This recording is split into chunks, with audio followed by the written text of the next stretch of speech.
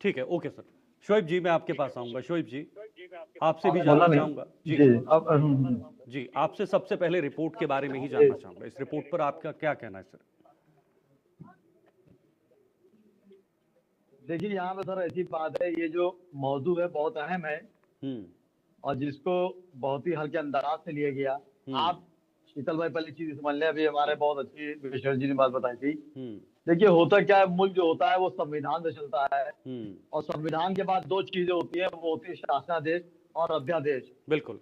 शासनादेश से तो आप चला सकते हैं, अध्यादेश चलाएंगे बेहतर चीज नहीं है। हम्म। और किसी भी, मैं अभी उन्हीं की बात का जवाब दे दूं, बहुत अच्छी बात उन्होंने की हुई कि किसी भी मुल्क पे अगर हुकूमत करनी हो तो उसका सबसे बड़ा हथियार जो होता है मजहब। अंग्रेजों ने भी इसका साथ लिया और हमारे मुल्क को 100 साल लूटा, लेकिन जब उनका ये पर्दाफाश हो तो उनको मुल्क छोड़ना पड़ गया। तो जब अगर सियासत अगर मैं करूं और मजहबी सियासत अगर मैं गद्दी पा जाऊंगा, चाहे शोएब सिद्दीकी हो, चाहे शीतल साहब हो, चाहे कोई हो, तो मैं समझता हूँ चंद दिन की मेहमान होती है, आगे नहीं चल पाता, उससे मुल्क खोखला होता है, फिर राज खोखला होता है, फिर मैं खोखला। लेकिन शोएब जी, कौन सी ताकतें हैं, कौन सी वो शक्तियां हैं जो इस तरह से करवा रही थी आजादी से लेकर आज तक, जो इसके पीछे हैं? कौन सी ताकतें होंगी या कौन सी शक्तियां होंगी जो इस प्रकार से ये डिवाइड वाला सिस्टम या बाकी अन्य चीजें को अंजाम दे रहे हैं? देखिए होता क्या है मैं बताऊं शीतल भाई, आप देखिए 1857 की जंग की जब छेड़ी गई थी तो उसमें हिंदू भाइयों के साथ साथ मुसलमान भाई का भी खून बहा था, इसमें कोई दो राय नहीं है।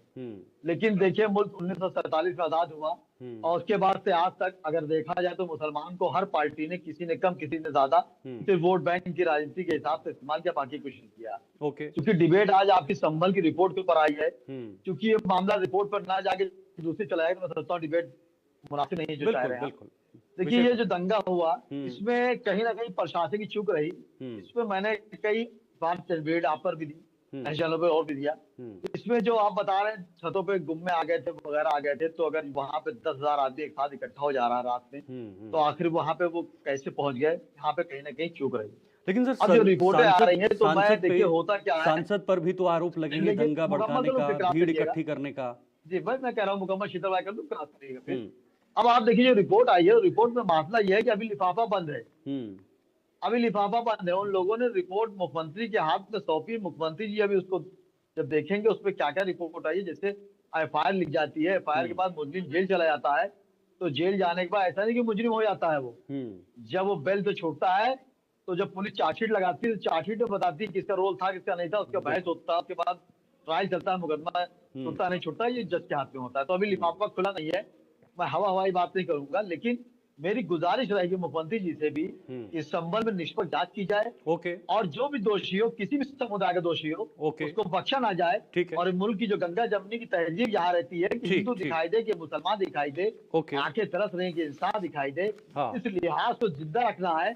और जो लोग भी इस राज को बर्बाद करने, तबाह करने की कोशिश करेंगे, कोई भी समुदाय हो, उसको बख्शा नहीं जाएगा, संविधान से खेला नहीं जाएगा। मेरी गुजारिश रहेगी। ठीक है मौलाना नाजिम जी, इसी बात को आगे बढ़ाते हुए मैं आपके पास आऊंगा। अभी शोएब जी ने कहा कि इस पर निष्पक्ष जांच होनी चाहिए और जिस भी समुदाय का आरोपी होगा या जो भी इस षड्यंत्र के पीछे शामिल होंगे उनको सजा मिलनी चाहिए।